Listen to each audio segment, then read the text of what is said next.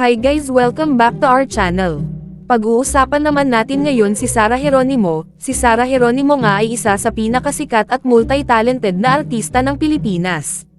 Mahigit na 20 years na nga si Sarah Geronimo sa industriya at napatunayan niya ang kanyang galing sa pagkanta at sa pag-arte dahil sa mga best-selling album at box office movies. Nagkaroon nga ng 20 years anniversary concert si Sarah Geronimo sa Araneta Coliseum noong May 12 at maaalala natin na meron ngang di pagkakaunawaan si Sarah at ang kanyang longtime friend at choreographer na si Teacher Jercel.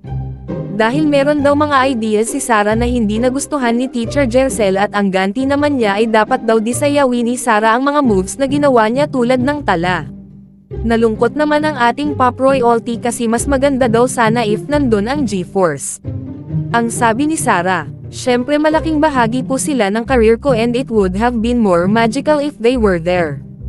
I wanted them to be there, to celebrate my 20 years with me." Na-interview naman kamakailan si Teacher Jercel at ipinaliwanag kung bakit di niya pinasayaw kay Sarah ang mga moves na gawa nila. Ang sabi ni Jercel, "You know, when you're writing songs, right?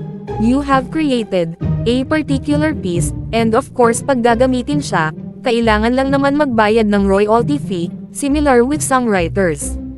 Probably because ngayon lang talaga narinig ang dance. It has been there for a long time already." Tinanong naman si Teacher Jercel if okay na sila ni Sarah ngunit umiwas naman ito sa tanong. Patuloy nga sila sa kanilang buhay at sa kanilang sari-sariling career at sana magkaayos na sila soon. So ano say ninyo dito guys? Comment your thoughts below and don't forget to subscribe to our channel.